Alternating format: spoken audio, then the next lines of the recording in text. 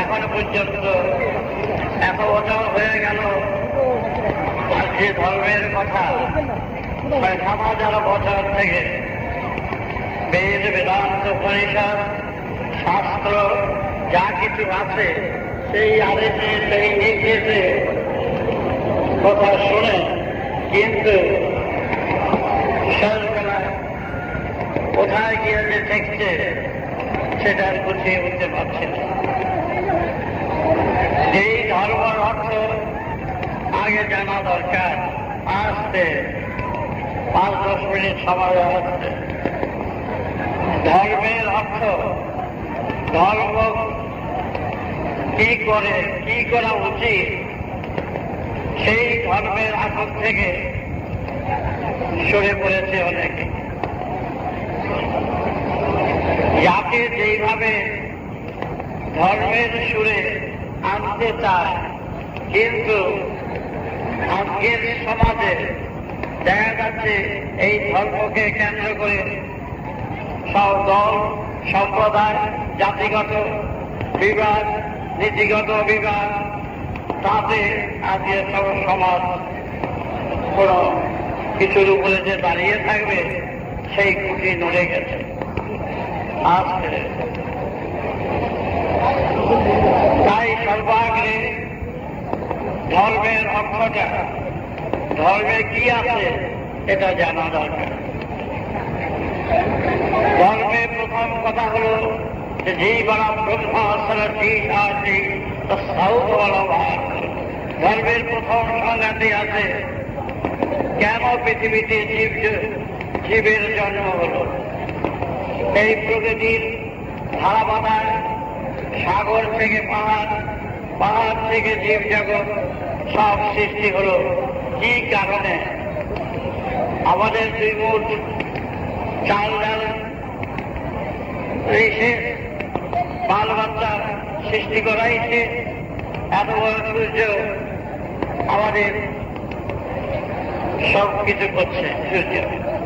সূর্যের থেকে এখানে দেখা যাচ্ছে জন্ম।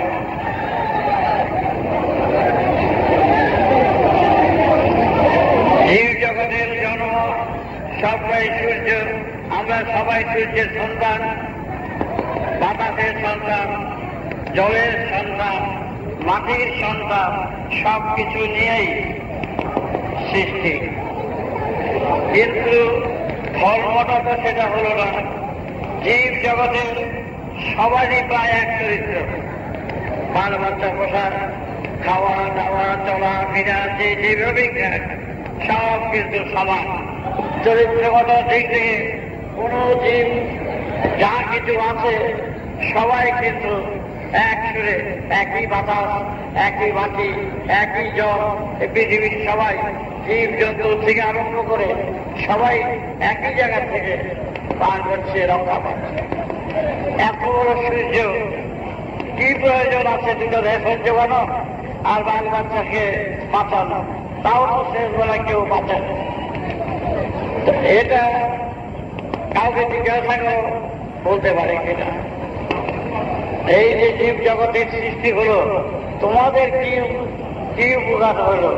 খাওয়া দিলো আর দলাদলি করবো, এই তো বলেনি। তাই প্রথম যারা ধর্মের সুরে আসবে তাদের তার জানা উচিত কেন এসেছ। মা ঠাকুর তারা সবাই চলে গেছে, একইভাবে সবাই যেতে হবে। সেখানে এই সৃষ্টিটার কি কারণ? ওরা কোনো খেয়াল করে কি বলছি যে যেমন করা ভুল হবে এসে যাওয়া তার সাহস করা কোন অবস্থায় এই পরিবর্তন হতে পারে না। সবাই এই একটাই ব্যবস্থা, জন্ম মৃত্যু সবাই হচ্ছে। কিন্তু এই সূর্য, গ্রহ, নক্ষত্র, পৃথিবী আমাদের রক্ষা করছে। সেই রক্ষা যে করছে এইটুকু বুঝতে পারছো। চন্দ্র, সূর্য, গ্রহ, আকাশ, বাতাস না থাকলে আমাদের অস্তিত্ব নাই। কিন্তু কেন এত সহযোগিতা করছে, কি জানলাম, এটা জানা উচিত বলে মনে করি। ধর্ম সবাই, জীব জগৎ থেকে আরম্ভ করে সবাই ধর্ম একটা, একটা নীতি, একটা জাতি। সমস্ত জাত বিচার করে সমাজটাকে একেবারে খণ্ড খণ্ড করে দিয়েছে। আমরা চাই সবাই যখন একই সুর থেকে জন্ম নিয়েছি, সেই জন্মের সার্থকতা শুধু ছল, চাকরি, মিথ্যা, প্রবঞ্চনা, দলাদলি, অপপ্রচার যা কিছুটা করে যাচ্ছে, এটা কি সূর্যের চায়? প্রকৃতি কি চায় যে তোমরা ছল চাতুরি করো, চুরি ডাকাতি করো, যা খুশি করো? এটাই ধর্মের সংজ্ঞা। বুঝতেছ? আমার কাছে তুমি মিথ্যা কথা বলতে পারো, তোমরা মিথ্যা কথা বলতে পারো, তোমার বিবেকের কাছে তুমি ঢুকাতে পারছো। তোমার বিবেক কিন্তু তোমাকে জানিয়ে দিচ্ছে এই কাজটা ভুল করছো, এই কাজে যেও না। বিবেক কিন্তু তোমাকে সাবধান করে দিচ্ছে প্রকৃতির দাম। বিবেকের সুরে তোমরা চলবা, বিবেককে দূরে ঠেলে ফেলে দিয়ে সেই কাজ করবে না। কিন্তু যেখানে সৃষ্টিটা প্রয়োজনীয় সৃষ্টি, প্রয়োজনের বাইরে নয়, সেই প্রয়োজনটা যদি জানা থাকে প্রত্যেকের, তবে অন্যায় অপরাধ কম করবে। তাই বেদ, বেদান্ত, উপনিষদ থেকে যে কথাটা বলছে সবাই বিজ্ঞান, তোমরা জেনে নাও। সমস্ত ধর্মের কত হাজার হাজার শাস্ত্র আছে, কারো পক্ষে এটা পড়ে জানা মতন। কিন্তু আমাদের জানতে হবে সবাই যে আমরা এক জাতি, এক থেকে সবাই এসেছি, সেই কথাটা অল্প বিস্তর সংখ্যার মধ্যে রয়েছে। ধর্মের অর্থ যোগ, এটা বলে রেখো। যোগ, বিয়োগ, পূরণ, ভাগ, এটা সবাই জানে। যোগ, বিয়োগ, পূরণ, ভাগ, এটা সবাই জানে। মঙ্গল শাস্ত্র, হাজার হাজার শাস্ত্র পড়ার কারোর সুবিধা হয় না। কিন্তু যোগ, বিয়োগ, পূরণ, ভাগ, এটা কিন্তু তোমরা জেনেছ, জানো। এই কথাই শাস্ত্র, এইটাই ধর্মের সুর। এইটুকু লোককে অনুসরণ করে যদি আমরা পথ বেঁচে চলি, তাহলে প্রত্যেকটি উত্তর তোমাদের ভিতর থেকে আসবে। যোগ, বিয়োগ, পূরণ, ভাগ। যোগ হচ্ছে যেখানে যোগাযোগ করলে তোমার লাভ হবে, সুরের সন্ধান পাবে, যে কোনো কারণে যোগাযোগরা সেইভাবে যোগ করবে, যেখানে যোগ করার প্রয়োজন যোগ। বিয়োগ হল যেগুলো বাদ দেওয়া দরকার আমাদের ভিতরে গরম নানা রকম, সেগুলো বাদ দেওয়াই হল বিয়োগ। তুমি এগুলো বাদ দিয়ে করবে। পূরণ হল অপূরণ স্থানকে পূরণ করো। এই সূর্য চলছে সেই গতিতে অপূরণকে পূরণ করার জন্য আজও কোটি কোটি বছর একভাবে চলছে পূরণ করার জন্য। অপূরণ স্থান, স্কুলে তো পরীক্ষা নেয় শূন্য স্থান পূর্ণ করো, সেই পূরণ করো অপূরণকে। অত স্বার্থ দোহায় তোমাদের দোহন করতে হবে না। ভাগ হলো যতটুকুনো তোমার প্রয়োজন সেইটুকুনো তোমার দায়িত্ব। প্রয়োজন ছাড়া অন্য কিছু করা উচিত নয়। প্রয়োজন বুঝে সবাই যেন ঠিক মতন পায়, যার যার যতটুকুনো প্রয়োজন সেইভাবে করবে ভাগ। হাজার হাজার লক্ষ মন চাল কিনা রাখলা, অভাব সৃষ্টি হলো, তোমার তো অত লাগবে না। তোমার যে প্রয়োজন সেইটুকুনো ভাগ করো। সব কিছু জীবন দরকার। যোগ বিয়োগ পূরণ ভাগ তাড়াতাড়ি করে বললাম, এর আরো গভীর অর্থ আছে। সেই ছুড়ে গেলে সময় অভাব হবে।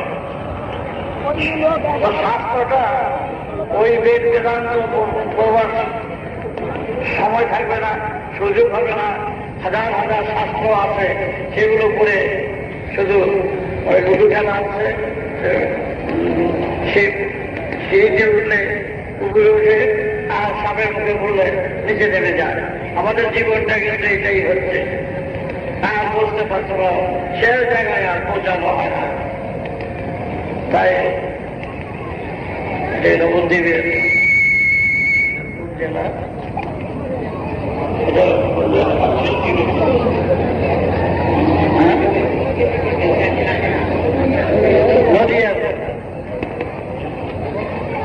এইবেলা বাবা থেকে যারা তোমাদের শাস্ত্রে পড়া সম্ভব নয়, কিন্তু গড়ার পক্ষে এটা প্রয়োজনীয়তা আছে। এখানে মহাপ্রভু দিয়ে গেছেন 16 নম্বর 30 অক্ষর, দ্বারে দ্বারে সর্বত্র দিয়ে গেছেন। সেই দেশে এসেছি। আমরা আগে নবদ্বীপ ছিলাম, আমাদের পরিবার সবাই নবদ্বীপ ছিলেন। তাই হরে কৃষ্ণ হরে রাম, রাম নারায়ণ রাম, হরে কৃষ্ণ হরে রাম, এই 16 নাম 32 অক্ষর। হরে কৃষ্ণ কৃষ্ণ কৃষ্ণ হরে হরে, হরে রাম রাম রাম হরে হরে, এই 16 নাম 32 অক্ষর যিনি দিয়েছেন। কিন্তু যাতে সবাই একত্র হতে পারে, সে তার চেষ্টায় তৈরি করেছিলেন যাতে সবাই একত্র হয়। সেই একত্রিত হয়ে আমাদের কি করণীয়, আমরা যা যা খেয়ে বেঁচে আছি সেই বাঁচার জন্য তোমাদের নামের মাধ্যমে আন্দোলন করো, সবাই আন্দোলন করো, যাতে আমাদের সমাজে যেটুকুনো হচ্ছে আস্তে আস্তে যেটুকুনো হচ্ছে সেটুকুনো আমাদের করা উচিত সংঘবদ্ধভাবে। 15 বছর আগে তখন দেবদেবতাকে কেউ চিনত না, কোনো মূর্তি পূজা ছিল না, একের পরিষ্কার তারা প্রকৃতির সুরে সুর বাজিয়ে সবাইকে এক করত। এক করাটাই হল সবচেয়ে বড় কথা। এক সুরে থাকবো, এক পরিবার ভুক্ত হব, এক জায়গায় থাকবো। আমরা চারিদিকে সমস্ত জায়গায় জনজাগরণের জন্য আমরা নাম গান কীর্তন এবং তার ভিতরে অর্থ যা কিছু আছে তোমরা সেইভাবে কাজ করো। এবং সেখানে আদিবেদের শিক্ষা ছিল, তোমরা তো শুনতে পাচ্ছ না, কিছু বলো কথা বেশি বলো না, 5-10 মিনিটের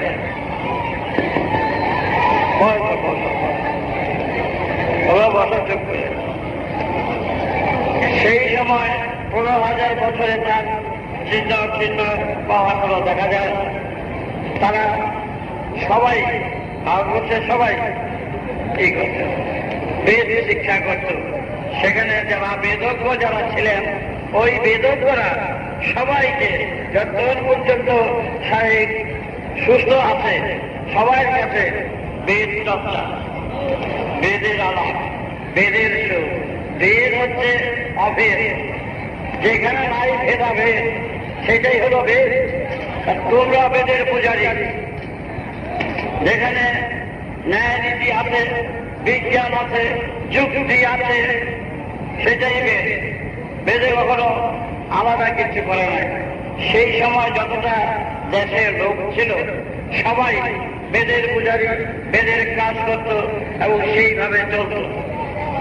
সেটা কোথায় চলে গেছে? এই মূর্তি পূজা ৬,০০০ বছরের, সেই সময় মূর্তি পূজা ছিল না। কিন্তু বেশি ভালো করতে গিয়ে একটা তো মূর্তি পূজা করলো, মূর্তির সৃষ্টি করলো। সেই মূর্তির কেউ ভীষণ উচ্ছৃঙ্খলতা ছিল, কার স্ত্রী, কার বউ, কার কেউ কার সন্তানকে, সেই সব কিচ্ছু ছিল না। সব যে স্বামী তুলে গেছে তাদের মধ্যে একটা দুটা বাচ্চা হয়ে গেছে, এইটাই ছিল।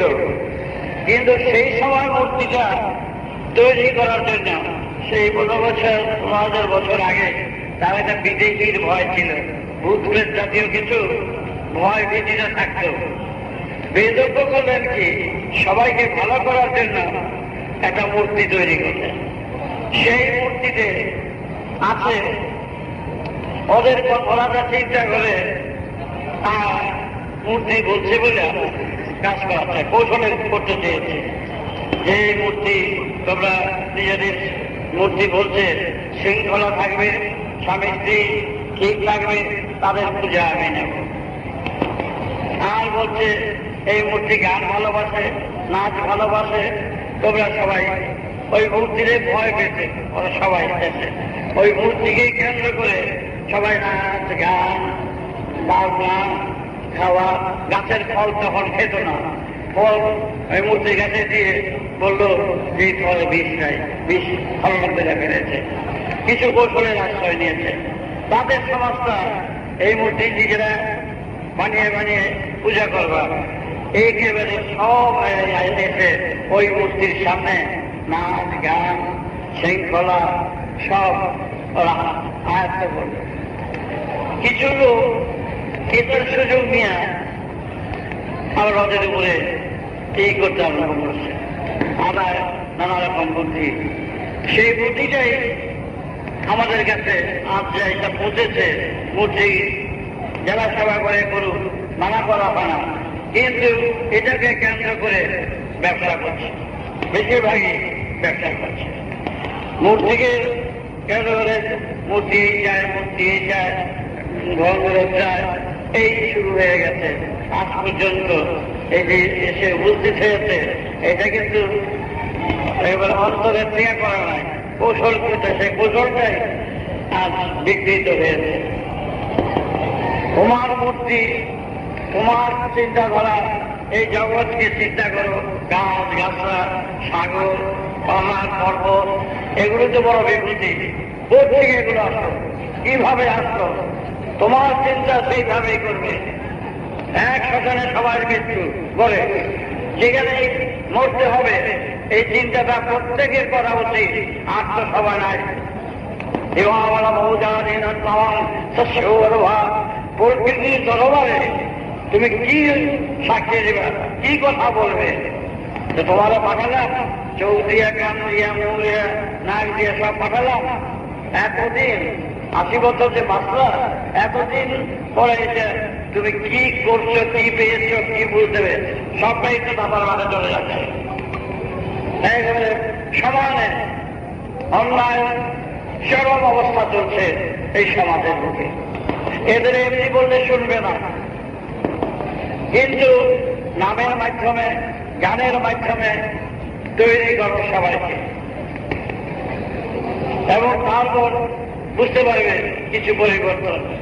সব জুতোটা ছেড়ে বাথরুমে গেছে, আই থেকে জুতো নাই। ম্যানের হোলগুলির ছল দেখে গেছিলাম, প্রায় 60-70টা ম্যান হোল খাবারতে থাকে নর্দমা বলে, এগুলো চুরি হয়ে গেছে। সবাই চুরি হচ্ছে। সেই সময় বেদজ্ঞরা, যারা বেদের উপরে দখল আছে, তারা 50 জন করে সমস্ত ভারতবর্ষে একটা সবাই বেদ প্রচারে নামে, সমস্ত দেশে। আমাদের এত লোক ছিল না, ওই বেদের সুরে 25 জন বা 50 জন এদিকে আছে, আরেকদিকে পাড়ায় 50 জন, আরেকদিকে 50 জন, সমস্ত গোটা ভারতবর্ষে 3টার সময় ওরা এইভাবে বেদের সুর দিয়ে দিয়ে চলে যাচ্ছে। সে শুদ্ধ হবে করতে পারবো না, বলতে পারবো কিছু। সেই সুরে আছে, ও মা বাপকে শ্রদ্ধা করো। 50 জনের দিকে যাচ্ছে, 50 জন ওদিকে যাচ্ছে। তখন বলছে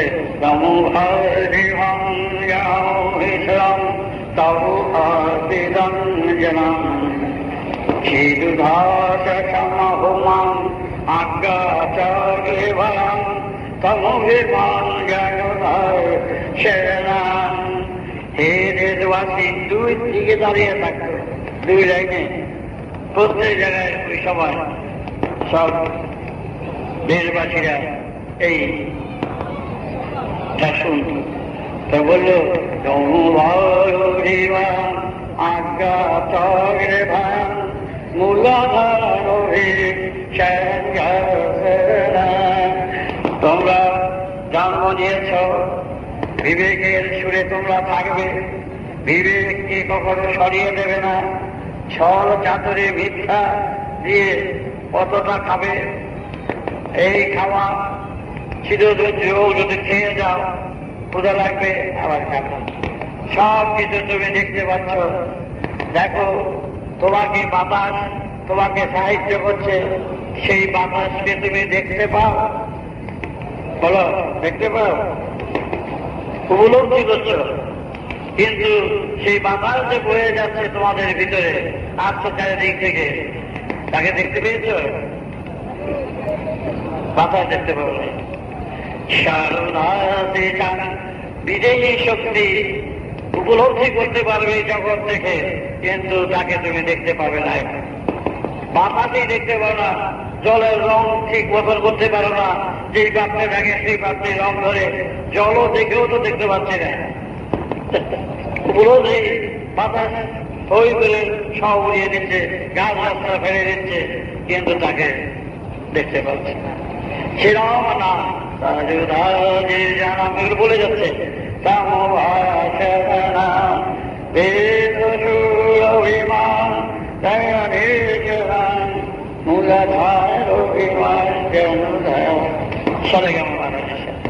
এই যে মূলাধার, সাবিস্তান, মণিপুর, অনাহত, বিশুদ্ধ, আজ্ঞা, সহস্রা, সারেগামা মাদ্রাসা। তখনকার সারেগ্রাম এই মূলাধার থেকে, বুদ্ধদ্বার থেকে আজ্ঞা চক্রে সবাই সাধনা করতেন, চিন্তা করতেন, জ্ঞান। যেমন তেঁতুল বললে বেশি বারে বারে খেলেও না, কিন্তু লালা আছেন অনেক সময়, তেঁতুল দিয়ে চটকাইয়া, এটা কানে গেলেও লালা আছে। সুতরাং মহানাম যে হরি হরে কৃষ্ণ কেন বলল, যে হরি হরণ করে, যেই কৃষ্ণ মহাকাশ, সে কৃষ্ণ বর্ণ, কৃষ্ণ হচ্ছে মহাকাশ। মহাপ্রভু তিনি আগে শক্তিমন্ত্রী ছিলেন, তারপরে তিনি এই হাত তুলে দিলেন উপরের দিকে। ওই যে মহাকৃষ্ণ, সেটাই হচ্ছে সাধনার সুর। রাধা হচ্ছে ধারা, ধারা ওই ধারার থেকে ধরিত্রীর সৃষ্টি, ধরার সৃষ্টি। তাই দিয়েছে ধরা ধরা বললে বেশি রাধা হয়ে যায়। রাধা কৃষ্ণ এই সুরটা এখানকার কৃষ্ণ বলে কথা নয়, মহাকাশের মহাকৃষ্ণ, তার সাথে ধারা যুক্ত। ধারাকে বারবার বললে রাধা হয়ে যায়।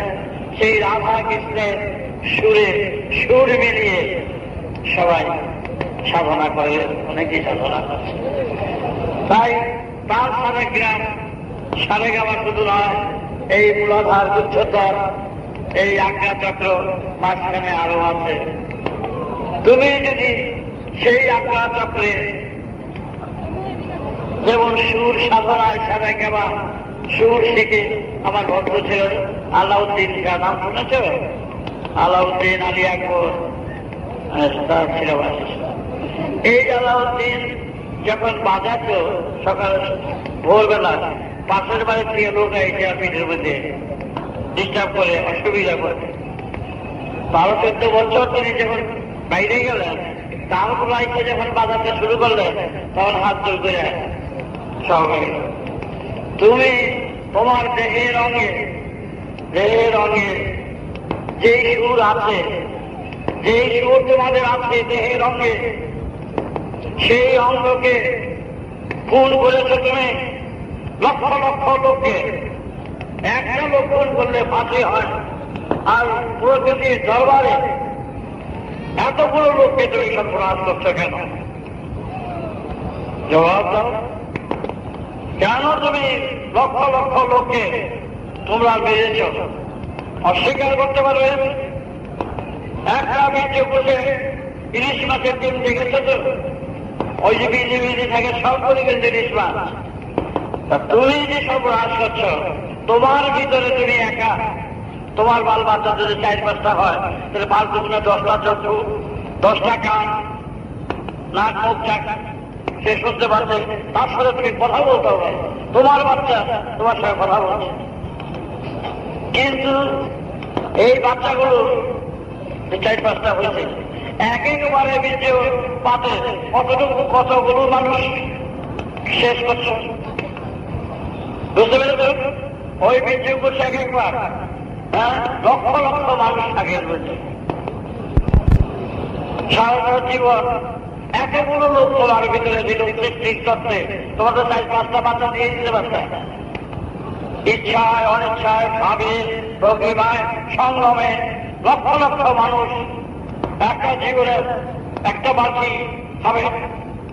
মনে করো 1 বালতি বীর্য, তোমার মধ্যে 50,000 কোটি মানুষ যদি তোমার মধ্যে থাকে, এগুলো তো বার করে দিতেই আছে। এই 50,000 2টা করে চক্ষু, 50,000 লক্ষ 2টা করে চক্ষু হলে 1000 কোটির উপরে মানুষ কি হবে? নাক মুখ চান তোমার মধ্যে আছে। তাহলে কি হইল? নিশ্চিত গ্রহ কিন্তু দূর থেকে দেখছ, গ্রহ ছোট ছোট, এটা 2 চোখ দিয়ে। আর 1 লক্ষ কোটি চক্ষু যদি তোমার এক জায়গায় হয়, বুঝতে পেরেছ? তখন ওই গ্রহটারে কিরকম দেখবে? ওখানে যদি কেউ কাঁথা ছিলে, আমার দেশে কাঁথা, এইখানে বৈশা ওইখানে দেখতে পারবে। এই লক্ষ কোটি চোখ, 2 চোখে এতটুকু, 3 চোখে, 4 চোখে এতটুকু, 5 চোখে এতটুকু, 6 চোখে এতটুকু, 100 কোটি লক্ষ কোটি চক্ষু যদি তোমার মধ্যে বিরাজ করছে, আছে, করছে, কিন্তু সৃষ্টি তত্ত্বের যে পর্যন্ত যে জিনিস তুমি দেখতে পাবে চোখ দিয়া, এই চোখ দিয়া, সেইটাকে তুমি এই ঘর থেকে এই ঘরের মতো দেখবে। ওই কোটি কোটি চক্ষু তোমার মধ্যে আছে। তোমার একটা লোকের বীর্য বাচ্চা যদি রাখা যায়, এরকম 100 পৃথিবী রাখে একটা মানুষের। কিন্তু প্র্যাকটিক্যাল তো সত্যেন ঘোষের নাম শুনেছে, আমার একটা ভক্ত ছিলেন সত্যেন ঘোষ, রোজ আপনার শুধু খাতা পেন্সিল নিয়ে এই তত্ত্বটা জানা গেছে।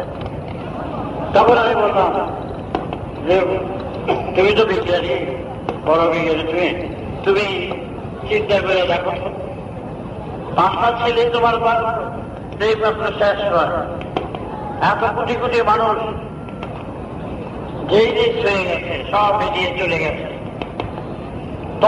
তোমাকে তাড়া করাবার জন্য, তোমাকে উপলব্ধিতে যাতে আসো, তুমি ওই গ্রহের সব কিছুর সাথে সম্পর্ক রাখবে, দেখতে পাবে, বুঝতে পাবে। এইগুলির যদি ফেলে দেওয়া হয়, এর চেয়ে আর কি বলা হয়? এইটা এই বীর্য হচ্ছে সাপ। আর একটা ছোট ইলিশ মাছ, দুইটা কলতার মধ্যে কুটি কুটির ইলিশ মাছ আছে। একটা এইখানে বাচ্চা যদি ছেড়ে দেয় তাহলে নদী ভরে যাবে, কত কত ভয় হয়ে যাবে।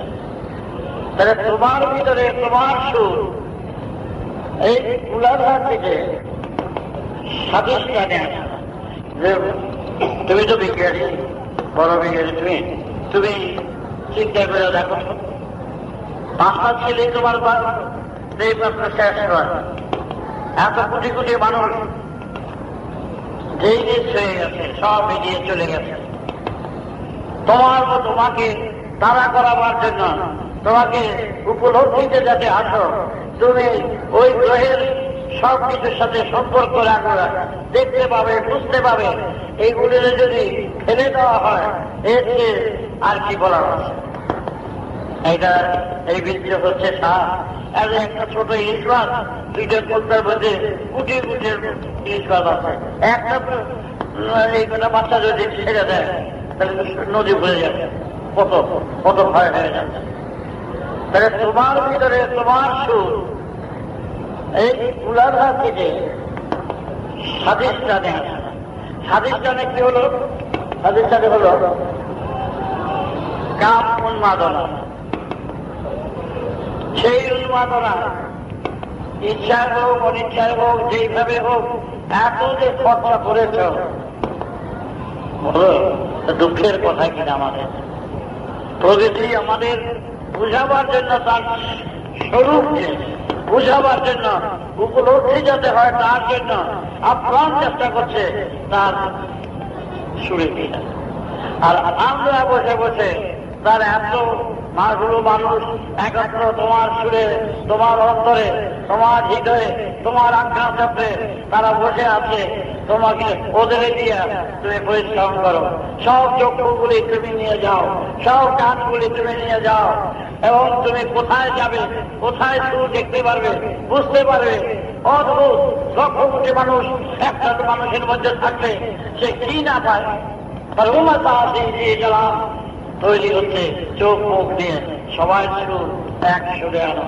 তার জন্য করলেন মূলাভাগ, করলাম স্বাধিষ্ঠান, করলাম মণিপুর নাভি, অনাহতে আসলাম বিশুদ্ধি শোধন করলাম। আর যা ক্ষেত্রে ইমা আবার আওয়াজ গেলাম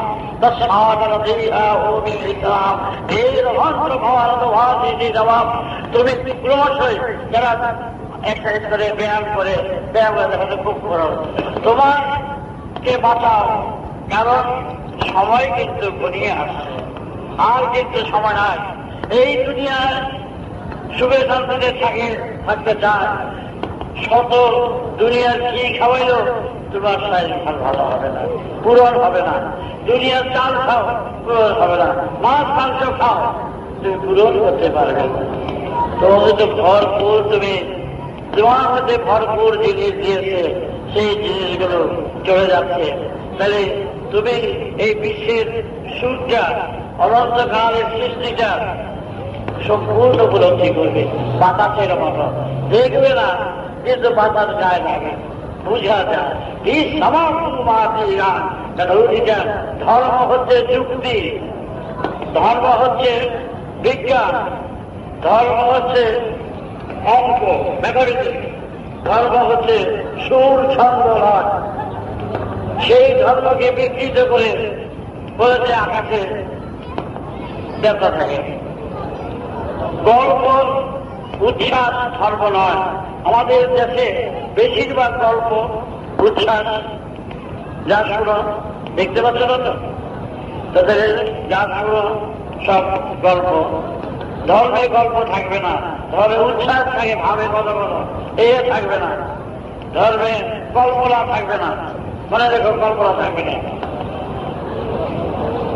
ধর্মের থেকে আগে জানো, এই যে রাজনীতিরা নিচ্ছে না, কল্পনা দিয়েই বেশি ধর্ম করে, গল্প দিয়েই এই করেছে সেই করেছে, ভগবান এই কথা চলছে, এই কথায় চলবে না, এই কথায় চলবে না। ভগবান এই সুরের থেকে এসেছিল, সবাই জীব জগতের সবাই সেই সুরকে বসে বসে আজ্ঞা চক্রে নিবিষ্ট করো। আজ্ঞা চক্র হচ্ছে দ্বিতীয় জায়গা সূর্যের ফোটা যায় বিয়েতে, এই যে জানা দেয় প্রভাতের সূর্য, সেই সূর্যকে কেন্দ্র করে তোমরা সেই সহস্রানের সুর দাও, বসে বসে আজ্ঞা চক্রে সুর দাও। কোন মূর্তি নাই, দেবদেবতার মূর্তি নাই, কিচ্ছু নাই। এই নাইয়ের মধ্যে আছে সূর্য, দেখো আছে গ্রহ, সব শূন্যমানকে বিচরণ করছে। তোমরাও শূন্য থেকে এসেছ, শূন্যতেই নয়, এই সূর্যের সন্ধানে দিয়েছে রাম। মহাপ্রভু দিয়ে গেছিলেন যে হরে কৃষ্ণ ভারণে করেন বেদবাদী জানাম তৎসাদিহাহি জানা বেদ প্রমাণী জানা। এইভাবে সুর ছন্দের দেশকে তৈরি করছিলেন সব দেশবাসীরা। এখন এত দল হয়ে গেছে দেশবাসী, সেই দলের পূজারই বেশি, ধর্মকে কেন্দ্র করে টাকা নাই। আমি যদি কারো ছাত্র বা পূজা পাঠ করতাম, তাহলে ঘরে টাকা রাখার জায়গা হতো না। একটা লোক বললো আমাদের রাখতে রয়েছে, তো কে বলেছে? এক জ্যোতিষ বলছে। আচ্ছা বললো, আমরা ঠিক আছে, এটা সারিয়ে দেওয়া যাবে, 10,000 টাকা দেবো, ভালো এসে করে দেয়। আমি তো করি না, আবার কাজে টাকার প্রয়োজন না, মনের প্রয়োজন হয়। তাই তো বললাম, এই গুরুগিরি করে মানুষকে কিভাবে ঠকাচ্ছে চারিদিকে, সেটা দূর করতে হবে। আমি কাজটা করবো, পরিষ্কার করবো, অপবাদ দিয়েছি, বলরাম নিয়েছি, অনেকে বলছে, আসলটাই। তাই তোমাদের এটাই বলছি যে ভাজিমান দিয়ে জানাম, বেদ পুত্র উঠাহিয়ে জানাম, দাঁড়া দিয়ে জানাম। তোমার বিভূতি চোখের সামনে দেখতে পাচ্ছ, পাহাড় পর্বত সমুদ্র গাছ গাছরা বেঁচে আছে, এর যে বড় বিভূতি কি আছে? তুমি এই তন্ময় থাকো, ওই জগতের সঙ্গে সহানুভূতিতে তুমি যেও না, প্রয়োজন নাই। আমি চাই এর বিপরীত কাজ করতে, আমি চাই আত্মরক্ষার বিপ্লব, আমি চাই আত্মরক্ষা বাঁচার বিপ্লব, আমি চাই বাঁচানোর বিপ্লব। কোন আমার ধর্ম নয়। আমরা কয়েক কোটি আমার সন্তান কেন করেছি? গুরুগিরির জন্য। এক হয়ে এক সুরে সমাজের যত প্রেত পঙ্গুলতা আছে, যেইভাবে হোক এর দূর করার জন্য আমরা আন্দোলন করব, প্রচুর আন্দোলন করে যাব। ভুল করা নয়, তবে আমার মাঝে আমাদের ঝগড়া হলে ফাটাফাটি হলে কি হবে কে জানে। মন চাই না, সবাই একত্র হও, এক সুরে থাকো, একই নামে থাকো, তোমরা কাজ করো, তারই শিক্ষা দিচ্ছি। এক স্কুলে ভর্তি হলে সেই মাঠটা তার মধ্যে দখল আছে, দাবি আছে, অন্য স্কুলের ছাত্রকে মারতে পারবে না। আমার স্কুলে যারা ভর্তি হচ্ছে তাদের আমি ব্যাগ মারতে পারবো, আমার বুকে জড়িয়ে ধরতে পারবো, এক ছন্দে থাকবে। তাই তোমাদের কাছে আর বলার কিছু নেই। মহাপ্রভুর দেশে আসছিতে মহাপ্রভু যা করেছেন, মহাপ্রভু যেভাবে শাস্ত্রজ্ঞ ছিলেন, পণ্ডিত ছিলেন, আমি চাই সেইভাবে মহাপ্রভুর উদ্দেশ্যটা যাতে সফল হয়, তা আমি চাই। আমার মা আর মহাপ্রভুর মা এক বাপের ঘরে এক সুরে আমরা যেন সবাইকে এক রক্তে, মহাপ্রভুর রক্ত আছে সবাই আমরা কাজ করতে চাই। কোনো রাজনীতির মধ্যে যাব না, কোনো কিচ্ছুর মধ্যে যাব না। আমরা সবাই মিলে এক সুরে এক মহানামে উচ্চারণ করে দাঁড়ে দাঁড়িয়ে সবাইকে জানাবো এই অবস্থায় কেউ সমাজে থাকতে পারে না। যেই অবস্থার সৃষ্টি হচ্ছে আজকে, এবারে শেষ মাথায় চলে গেছে। এখন যদি না নামি তাহলে গুরুগিরি ছেড়ে দেওয়া উচিত। আমার এমন সন্তান আমি তাহলে ত্যাগ করবো, আমি পারবো না। শেষ পর্যন্ত শেষ দেখা আমি চেষ্টা করছি। সম্পূর্ণ এক জাতির সুরে এনে সমাজের অভাব অভিযোগ, স্থান নাই, কিচ্ছু নাই, থাকার জায়গা নাই, খাওয়া নাই, পড়া নাই, শিক্ষা নাই, একেবারে বিপ্লবের মুখী হয়ে গেছে। আরো আজই বিপ্লব হওয়া উচিত ছিল, কিন্তু আমরা চাই আমার এই লক্ষ লক্ষ কোটি সন্তান সবাই যাতে একত্রিত হয়ে, আমার বাবা ওদের যাতে বাপ বেটি একাত্র হয়ে আমি জানতে চাই, কাজ করতে চাই, এর নেতা হতে চাই না। সবাই একাত্র হও, একসঙ্গে থাকো। ধর্ম ধর্ম করলে এখানকার যা ধর্ম, এটা হলো দলাদলের ধর্ম। বেশিরভাগ দেখতে পাচ্ছি ধর্ম করবা যুক্তির উপরে, বিজ্ঞানের উপরে, গণিতের উপরে, সুর ছন্দ লয় একত্রিত করে আসো। আমরা সব ভাই বোনেরা একাত্র হয়ে যেন থাকতে পারি, একাত্র হয়ে চলতে পারি। নিন্দা, অপমান, অপজন এটা মানুষের স্বভাব। ইচ্ছা মতো যা যেটা বলে যাচ্ছে, যা যেটা করছে। দোষ ত্রুটি হলে সামনাসামনি বলুন, সেটা অনেক ভালো। পরোক্ষে বলে একটা বিবাদের সৃষ্টি করছে। দূরের যাত্রী আছে, ওখানে খবর দিল কয়েকজনের দীক্ষা নেবে। তা আমি আর কিছু বলতে গেলে দেরি হয়ে যাবে, তোমরা তারা তাড়াতাড়ি এসে চলবে। আমি চাই মহাপ্রভু দেশের, আমি আসছি, আমার খুব ভালো লাগছে। রাস্তায় যদিও অসুবিধা হয়েছে, এমনি খুব ভালো লেগেছে। আমি তোমাদের কাছে ভালো থাকতে চাই, আমার কাছে তোমরা ভালো থাকো। এই এর বিলয় যেন ঠিক থাকে। বেসুরে কারো কান কথা চলবে না, গুজবে কান দেবে না, এটা মনে রাখবে।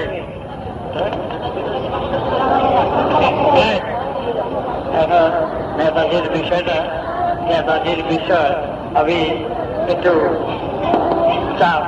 একজন যদি রাজ্যের ছাত্রীরা নাকি 2.5 ঘন্টা লাভ করেছি ঢাকা সদরঘাটে, সুতরাং সেই সূত্রে আমাকে জওহরলাল পর্যন্ত নিমন্ত্রণ করে নিয়েছে নেতাজির বিষয় জানার জন্য।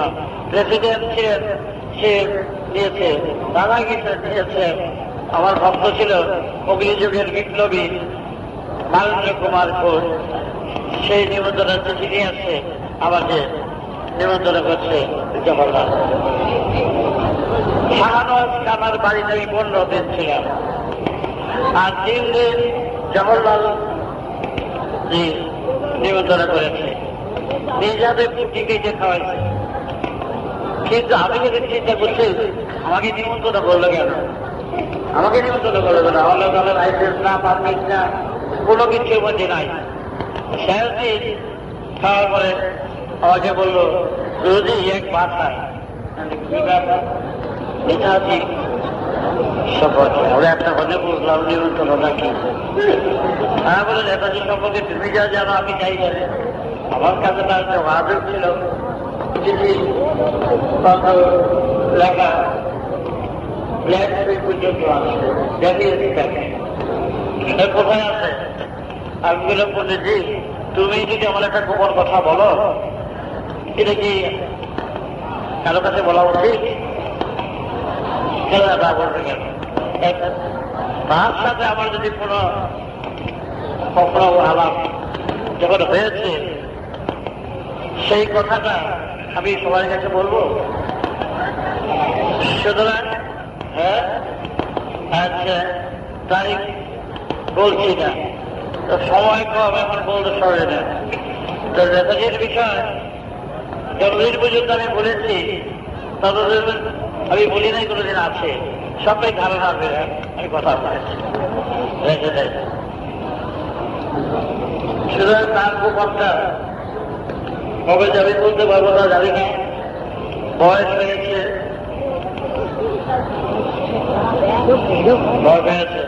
আর কিছু না বললাম।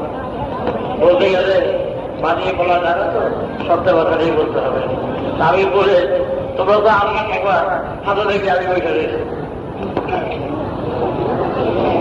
তার ভালোবাসা যখন আমার কাছে আছে, সে আরো দীর্ঘজীবী হোক, এটা বলতে পারি।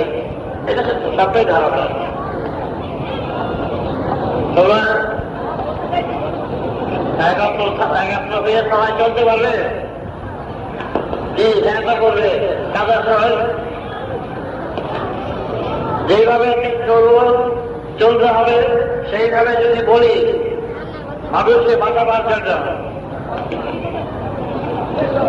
এই সমস্ত সংস্কার যা চলছে সমাজের উপরে অবিচার, তার বিরুদ্ধে লড়াই করতে পারবে। দেখি কি রকম করবে।